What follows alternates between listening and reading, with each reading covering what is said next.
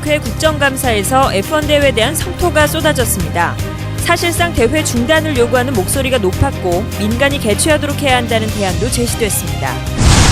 임을 위한 행진곡 재창을 막고 대선에 개입했다는 의혹까지 받고 있는 박승춘 국가보훈처장이 국회에 자료 제출까지 거부했습니다.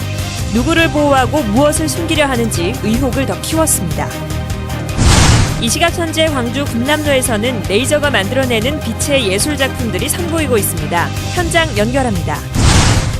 광주시가 태양광과 수소를 활용해 전기를 만드는 사업에 뛰어들었습니다. 수소 연료전지 발전 과정에서 나온 열은 난방용 열원으로도 사용될 예정입니다. 여러분 안녕하십니까? 광주 MBC 뉴스데스크입니다. 오늘 전남도청 국정감사에서는 적자투성이 대회 F1이 도마에 올랐습니다. 이런 적자대회 언제까지 계속할 거냐는 국회의원들의 질타가 이어졌습니다. 전국 꼴찌인 공무원 청렴도 또한 도마에 올랐습니다. 첫 소식 문현철 기자입니다. 지난 4년간 누적 적자만 1,900억 원에 달한 F1 대회에 대한 질타가 쏟아졌습니다. 재정 자립도가 낮은데도 굳이 수백억 원씩 적자를 내가면서까지 F1 대회를 끌고 가는 데 대해 지적이 이어졌습니다. 이 자체가 일시적인 현상이 아니라 아주 구조적인 적자 체계를 갖고 있다. 이것이 문제인 거죠. 국가의 예산만 달라고 떼쓰지 말고 대회 수지를 맞추려는 자구 노력이 먼저라는 질책과 함께 민간 개최란 대안도 제시됐습니다. 그동안 정부에서는 계속 뭔가 해줄 거를 기대하고 요청을 했지만 항상 예산 때 되면 숫자에 들어가지 못하고 국회를 계속 집어넣는 형태로 가게 되고 이거 계속할 수도 없고 최종적으로는 민간한테 다시 가야 되는 거 아닌가요? 전남 공무원의 해이한 공직기강에 대한 강한 비난도 제기됐습니다. 뇌물수수 등 비리와 징계 공무원이 전국에서 가장 많고 청렴도는 꼴찌라며 삼선인 도지사의 리더십을 원인으로 꼬집었습니다. 최근 5년간 검찰과 경찰에 적발된 피의자만 무려 1,000명이 넘습니다. 공금 횡령, 사기, 폭행, 거의 공문서 작성, 금품 수수 등 비유행도 아주 다양해요. 그냥 비의 백화점인 전라남도다. 최근 검찰 수사로 불거진 친환경 농산물 인증제도의 허술한 관리도 도마 위에 올랐습니다. 특히 올해 전남의 농경지 면적이 1년 전보다 무려 5,000헥타르나 급증한 것은 친환경 인증 허위 신고 때문이라는 의혹이 제기됐습니다.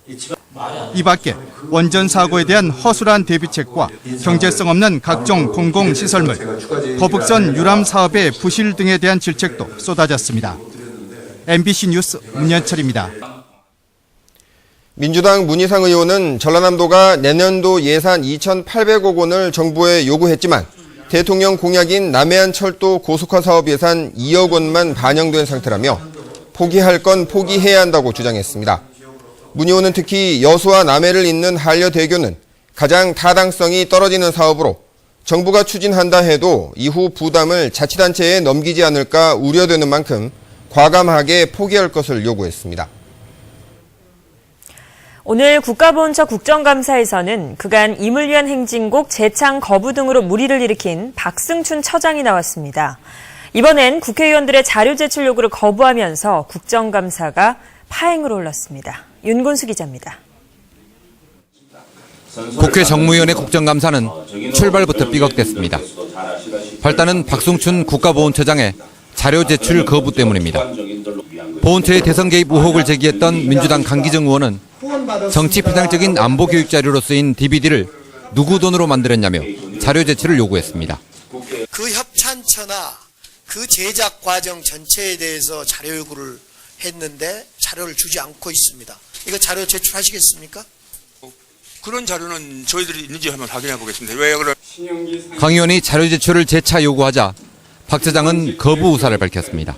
아니 그 협찬자가 밝히를 원치 않기 때문에 저희들이 문제의 DVD는 김대중 노무현 대통령의 대북 정책을 비난하고 박정희 정권을 미화했다는 비판을 받아왔습니다. 이 때문에 야당 의원들은 배후에 국정원이 있어서 밝히지 못하는 것 아니냐며 따졌습니다. 또 협찬을 받으면서 안전행정부의 사전계획서를 내지 않았다면 불법이라며 자료 제출을 압박했습니다. 요 절차를 거치지 않았으면 16조 벌칙에 의해서 3년 이하의 징역이나 3천만 원 이하의 벌금에 처하게 되어 있습니다. 그러나 박 처장은 끝내 거부했고 여야 의원들이 박 차장을 고발할지 논의하느라 오후 국감은 제대로 열리지도 못했습니다. 박 차장이 누구를 보호하고 무엇을 숨기려 하는지 의혹만 키운 가운데 국감은 하루 종일 파행이었고 다른 피감기관들은 온종일 대기만 했습니다. MBC 뉴스 윤문수입니다.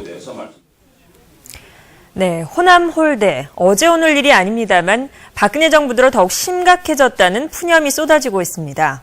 호남 인맥이 클 수 없을 정도로 인사 편중이 노골화됐고 예산 불균형도 어느 때보다 심각한 상황입니다. 이계상 기자입니다. 박근혜 정부 출범 이후 6달 만에 5대 권력기관의 수장 배치가 마무리됐습니다. 박 대통령은 이들을 앞세워 공직사회의 사정의 칼날을 세우고 전방위 개혁 작업에 나설 가능성이 높습니다. 이런 권력기관장 인사에서 의식적으로 지역 안배를 하던 관행은 사라졌고 특히 영남 출신의 약진이 두드러졌습니다. 경험과 경륜이 풍부하고 청렴하고 강직한 성품으로 여기에다 새 정부들로 임명된 14명의 준정부기관장 가운데 9명이 영남 출신이고 공기업 기관장은 9명 가운데 2명이 영남 출신으로 채워져 갈수록 호남 인맥이 설 자리를 잃고 있습니다. 새 정부 첫 국비 예산 편성은 광주 전남 홀대가 더 확연하게 나타났습니다. 대통령이 지역에 약속한 사업이 국비에 반영된 비율은 광주가 38%, 전남은 불과 6%에 머물렀습니다. 반면 대구 경북은 무려 90%에 육박해 국비로 신청한 사업이 대부분 반영됐습니다. 경제적인 가치, 균형적인 측면을 강조하기보다는 정치적인 가치를 우선하는 것 같아서 대단히 안타깝습니다. 정부 인사와 예산 배정이 한쪽으로 치우치는 상황이 두드러지면서 대통령에게도 큰 부담으로 작용할 거라는 비판이 터져나오고 있습니다. MBC 뉴스 이계상입니다. 지금 금남로에서는 2013 광주 국제 미디어 아트 행사가 진행되고 있습니다. 레이저가 만들어내는 예술작품들이 지금 금남로 일대를 뒤덮고 있습니다. 현장으로 가보겠습니다. 송정근 기자, 지금 분위기가 어떻습니까? 네, 저는 지금 화려한 빛의 쇼가 진행되고 있는 옛 전남도청 앞에 나와 있습니다. 방금 미디어 아트 행사가 마무리됐지만 작품 일부는 전입 빌딩에 투사되고 있습니다. 제 뒤로 투사되고 있는 건 시민들이 포토존에서 찍은 사진을 실시간으로 재현하고 있는 작품입니다. 이처럼 기존 예술 작품의 고정관념을 깨고 신기술을 접목한 다양한 형태의 작품들이 시민들에게 선보여졌습니다. 시민들이 미디어 아트를 쉽게 이해하고 이 미디어 아트를 통해서 즐기고 체험하고 또 미디어 아트를 사랑하게 만들자 하는 게 이 페스티벌의 취지입니다. 오늘 저녁 6시 반부터 시작된 공연에서는 오케스트라 공연이 진행됐습니다. 기존의 음악 공연과 다른 점이라면 무대 위 지휘자의 동작을 따르는 게 사람이 아닌 건물에 걸린 스크린이라는 점입니다.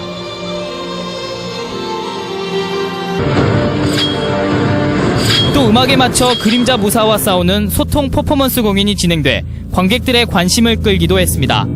이 밖에도 사람의 몸을 움직여 테트리스 오락을 하는 등 시민들이 직접 참여할 수 있는 프로그램도 다양합니다. 국내외 70여 명의 미디어 예술가들이 참여하는 이번 축제는 오늘 밤과 내일 밤 금남로 일대에서 진행됩니다. 어둠이 내려앉은 광주 시내가 레이저 빛으로 가득 채워지고 있습니다. 지금까지 금남로에서 MBC 뉴스 송정근입니다. 광주시가 총임 비리와 관련해 금품을 제공하거나 담합을 한 5개 업체에 대해 입찰 참가 자격을 제한하기로 했습니다. 자격 제한은 대림산업이 6개월, 코오롱 글로벌 5개월, 금호산업과 현대건설 각각 3개월, 남해종합건설 2개월씩입니다. 이들 5개 업체는 지방자치단체를 당사자로 하는 계약에 관한 법률에 따라 제재기간 동안 전국 모든 공공공사의 입찰에 참여할 수 없게 됩니다. 일본 후쿠시마 원전 사고 이후 신재생 에너지가 각광을 받고 있죠. 광주시가 태양광과 수소를 활용해 전기를 만드는 사업에 본격적으로 뛰어들었습니다. 정용호 기자입니다. 광주 제1하수처리장입니다. 이곳 유유부지의 신재생에너지의 일환으로 수소를 활용해 전기를 만드는 수소 연료전지 발전소가 전국 2번째로 2016년까지 지어집니다. 옆에는 내년까지 태양광 발전소가 건립됩니다. 광주시와 4개 민간업체가 공동으로 추진하는 신재생에너지 사업이 본격 가동되면 연간 323기가와트가 생산됩니다. 한빛원전 1기가 생산하는 전력량의 4%가량에 해당하는 정도지만 광주 전체로 보면 사용자의 15%인 9만 가구에 공급할 수 있는 전력량입니다. 소나무 480만 그루를 심는 것과 같은 연간 5만 2천 톤의 이산화탄소 감축 효과가 있는 겁니다. 적어도 우리 광주에서 필요한 에너지는 광주 스스로가 만들어내는 에너지 자유도시랄까요? 그런 도시를 저는 만들고 싶고, 또 수소 연료전지 발전 과정에서는 10만 기가칼로리의 열이 발생해 12,000여 가구에 난방용으로 공급됩니다. 2,300억 사업비는 전부 업체에서 내고 광주시는 사업 부지를 20년간 제공한 뒤 이후 관련 시설을 기부 체납받습니다. 땅을 임대해주는 대가로 총 36억 원의 임대료 수입도 얻습니다. MBC 뉴스 정용욱입니다. 미국 캘리포니아주 세리토스시 의원 66살 조재길 씨가 오늘 코리안 스트리트 저널 전체 원본과 컴퓨터 등을 5.18 기념재단에 기증했습니다. 조 씨는 지난 81년 코리안 스트리트 저널을 창간하면서 당시 국내에서는 보도하지 못했던 5.18 민주화운동의 진실을 보도했고, 이 자료가 국회 대정부 질문에 인용되기도 했습니다. 광주 MBC가 지난 9월 방송한 수사기관 개인정보 무단조회 이대로 좋은가 연속 보도가 한국기자협회의 이달의 기자상을 수상했습니다. 오늘 서울 프레스센터에서 열린 시상식에서 심사위원들은 국민의 개인정보를 다루는 수사기관들이 업무 목적 외에 개인의 비밀인 수사기록 등의 정보를 불법으로 들여다보는 실태를 보도함으로써 수사기관들의 경각심을 일깨우고 시민들의 정보 인권을 지키는 데 기여한 바가 크다고 평가했습니다. 구례경찰서는 말다툼 끝에 친동생을 살해한 혐의로 44살 김모 씨를 붙잡아 조사하고 있습니다. 김 씨는 어제 오후 5시 30분쯤 구례군 구례읍 자신의 집에서 둔기로 동생의 머리를 여러 차례 내리쳐 살해한 혐의를 받고 있습니다. 경찰 조사 결과 평소 동생과 사이가 안 좋았던 김 씨는 동생이 이불을 깔고 누워있는 것을 보고 훈계하다 우발적으로 살해한 것으로 드러났습니다.